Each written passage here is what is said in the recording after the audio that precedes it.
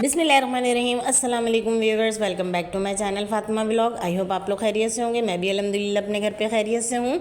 और जनाब आज के व्लॉग का आगाज़ जो हो गया है सहरी से हो गया है। तो बन रहे हैं सहरी में मज़ेदार से कुरकुरे से पराठे, और साथ ही जो है मैंने मिर्चों वाला जो है एक ऑमलेट भी बनाया था और एक अंडा भी बनाया था, और फ्राई अंडा भी खाता है मेरा एक बच्चा।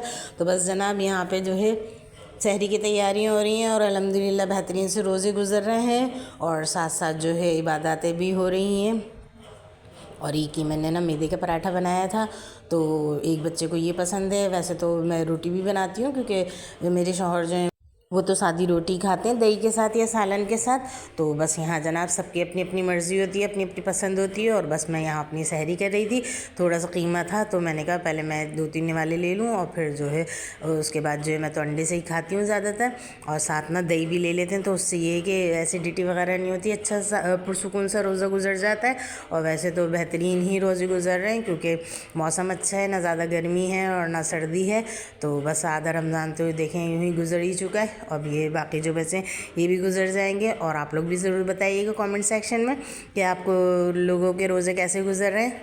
और बस मैं यहाँ सहरी कर रही थी, तो मैंने कहा चलें आज का व्लॉग जो है सहरी से स्टार्ट कर लेते हैं, और ना आप लोग के साथ शेयर करते हैं पूरे दिन क्या क्या किया, क्योंकि जनाब ज़िंदगी के सफ़र ने तो चलते ही रहना है, और ना साथ खैरियत के साथ ही और इबादत के साथ ही। तो बड़ा अल्लाह पाक ने जो है बेहतरीन मौका दिया हुआ है रमज़ान शरीफ का। तो इसमें मैं तो ना सुबह फजर की नमाज़ के बाद जो है इस्तग़फ़ार और दुरूद शरीफ की तस्बीहें पढ़ रही हूँ, और उसके अलावा जो पंसूरा नहीं होता जिसमें सूरह यासीन होती है, सूरह मुल्क होती है, और सूरह वाक़िया भी हमें ज़रूर पढ़नी चाहिए।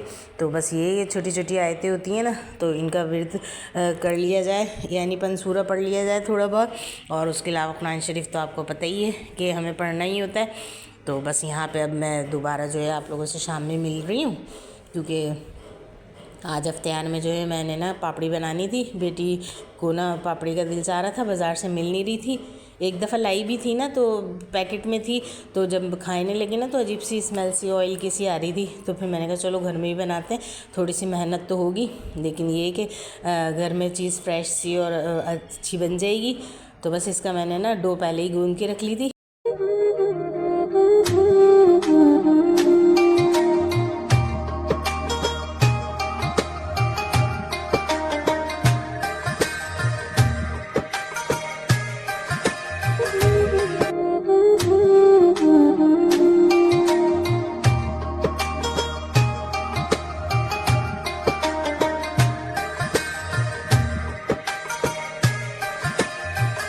और अब यहाँ मैं आप लोगों से ना डो की रेसिपी शेयर करती हूँ, क्योंकि मैंने तो ना थोड़ी सी बनाई थी।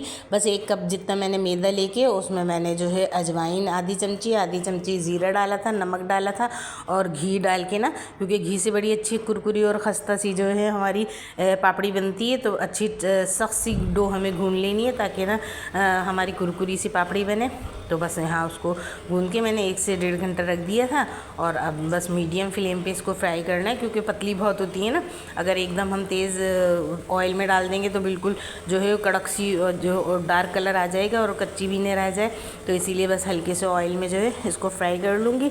और ना मुझे तो घर में ही इस्तेमाल करनी है, तो इसलिए मैंने कहा ज़रूरी नहीं है बिल्कुल गोल ही हो, क्योंकि वरना बाज़ार में तो ज़्यादातर दही बड़ों छोलों वालों के पास जो होती हैं तो वो तो गोल शेप में ही होती हैं। तो मैंने तो ना बस ऐसी रैंडमली शेप लेके और सारी जो है अपनी बना ली थी। और ना फिर इसको ज़िप-लॉक बैग में भी रख के हम जो है अगर ज़्यादा बना लें तो इस्तेमाल कर सकते हैं।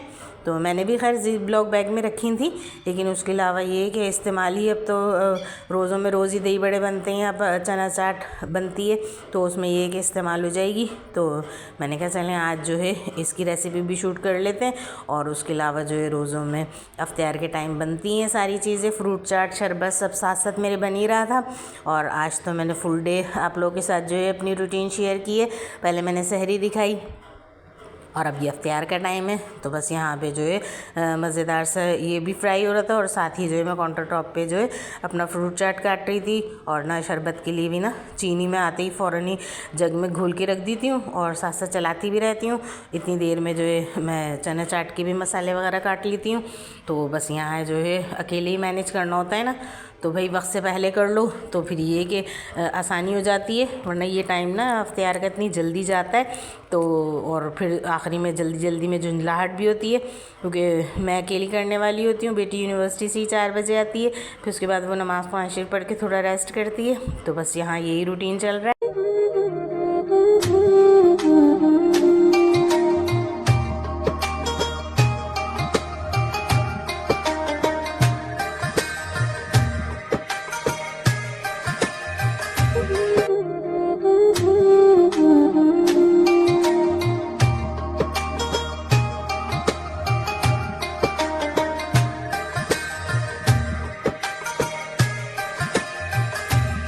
और जनाब अब बात कर लेते हैं टॉपिक की तरफ। तो आज मैं बताने लगी हूँ आप लोगों को सूरह रहमान के बारे में, क्योंकि मैंने बताया था ना 2 साल पहले जो है मेरे शौहर के साथ हादसा हुआ था। तो फिर जब हम हॉस्पिटल में मेरे शौहर एडमिट थे ना, तो वहाँ बाकायदा जो है लगाई जाती थी सूरह रहमान मरीज़ों को सुनाने के लिए ना। तो मुझे इतना अच्छा लगता था, और उसमें तो बड़ी तासीर और शिफा है।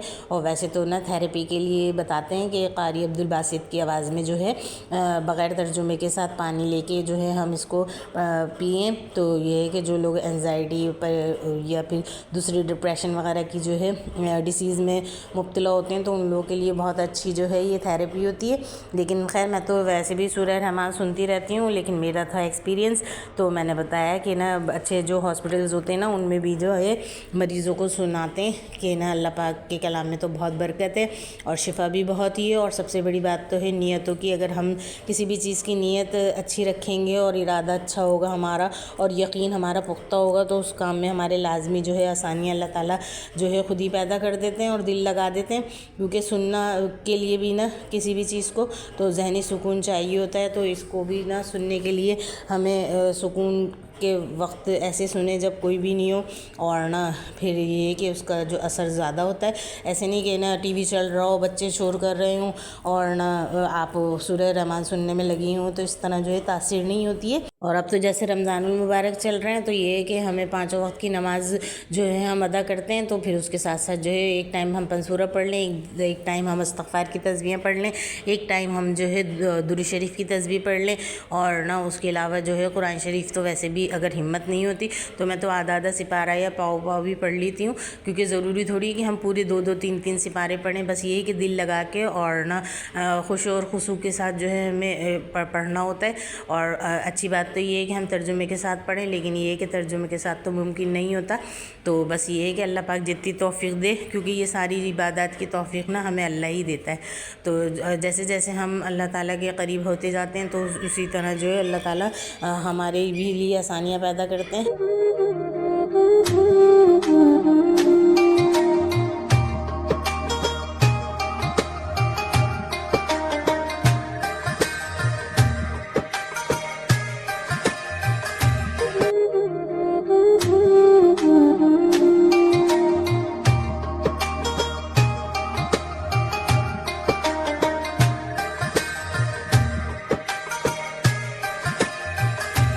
और जनाब मेरी यूट्यूब फैमिली, यहाँ मैं आप लोगों से कहूँगी तो दुआओं में मुझे याद रखिएगा, और दुआ हमेशा ऐसी किया करें कि अल्लाह पाक तू हमें सुकून की ज़िंदगी अता फरमाए, हमारे प्यारों के लिए सुकून, क्योंकि सुकून ज़िंदगी में बहुत ज़रूरी है। तो हम चीज़ें तो बहुत मांगते हैं कि अल्लाह हमें गाड़ी दे दे, हमें अल्लाह बंगला दे दे, हमें अल्लाह जो है पैसा दे दे, लेकिन सुकून जो है वो बहुत ज़रूरी है। क्योंकि दिलों का इत्मीनान और सुकून वाली ज़िंदगी जिनको मिलती है ना, तो ये बहुत बड़ी नेमत होती है। तो इसीलिए हमेशा जो है अपनी दुआओं में जो है सुकून मांगा करें। आमीन या रब्बुल आलमीन। और इसके अलावा देखें साथ साथ जो है मैंने कितनी अच्छी कुरकुरी सी जो है पापड़ियाँ बना ली थी, अच्छी खासी बन गई थी। तो अब इनको ना थोड़ा सा ठंडा करेंगे ताकि इनमें कुरकुराहट आए, और फिर उसके बाद ना मैं इसको जिप लॉक बैग में भी रख लूँगी। बचेंगी तो वैसे तो ये है कि इफ्तार का ही टाइम है तो इस्तेमाल ही हो जाएंगी। तो मैंने कहा चले आज जो है मैं सूरह रहमान की फ़जीलत और बरकत का ज़िक्र कर रही थी, और मैं आप लोगों को बता भी रही थी कि ना मेरे शौहर जब सुनते थे हॉस्पिटल में तो एक अलग ही सुरूर और कैफियत होती थी, और अल्लाह पाक ने शिफा भी बहुत जल्दी अता फरमाई। तो बस ये है कि आप लोग भी ना सूरह बकरा, सूरह वाक़िया और सूरह यासीन शरीफ, सूरह मुज़म्मिल, ये जो छोटे छोटे पंसूरे नहीं होते इनमें होती है, बहुत कम टाइम लगता है, 5 मिनट भी नहीं लगते हैं। और ना हमारी जो है ये पंसूरे वाली आयतें जो हैं हम पढ़ लेते हैं। और हमने तो अपने बड़ों को भी देखा है कि वो ये पढ़ते थे तो उससे उनके घरों में खैर व बरकत होती थी, दिलों में और ज़िंदगियों में जो है बहुत सुकून व इत्मीनान होता था। तो इसलिए मैंने कहा चलें मैं आज बताती हूँ आप लोगों को कि मैं भी एहतमाम करती हूँ पंसूरे का। और ना अब तो रमज़ान शरीफ में ये है कि तस्बीह और कुरान शरीफ का एहतमाम थोड़ा ज़्यादा ही हो जाता है, तो इसलिए जो है इसको भी अपनी ज़िंदगी में शामिल करें। और वैसे खुदा न खास्ता अगर आप लोगों को कोई बीमारी हो तो उसके लिए भी ना सूरह रहमान कारी अब्दुल बासित की आवाज़ में जो है कहते हैं, सुनते हैं, तो ये एक थेरेपी का काम करती है।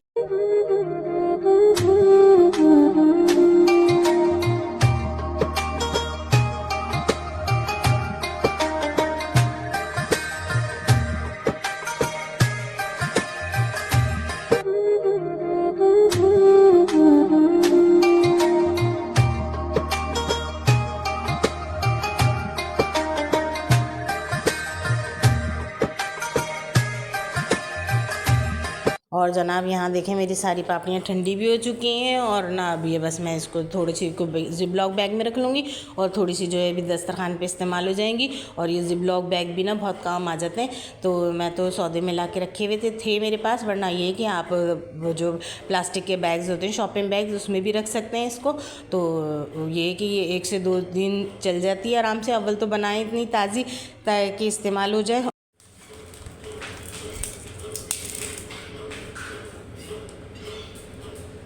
और जनाब आपने इसकी आवाज़ सुनी कितनी खस्ता और कुरकुरी थी। चलें बस अब दीजिए मुझे इजाज़त, मिलते हैं किसी नेक्स्ट व्लॉग में इंशाल्लाह इफ्तियारी या सहरी की रूटीन के साथ। और ना मुझे अपनी दुआओं में याद रखिएगा, चैनल को लाजमी सब्सक्राइब कीजिएगा, और एक लाइक का बटन तो फ़ौरन ही प्रेस कर दीजिएगा। जज़ाकल्लाह खैर। और आपने भी जो है बस सूरह रहमान का जो टाइटल में है तो इसका एहतमाम करना है, और ना खूब से खूब रमज़ान शरीफ में इबादत करनी है, और मुझे भी अपनी दुआओं में याद रखना है, और अपना और अपने प्यारों का बहुत सारा ख्याल रखना है। Thanks for watching this video. अल्लाह हाफिज़।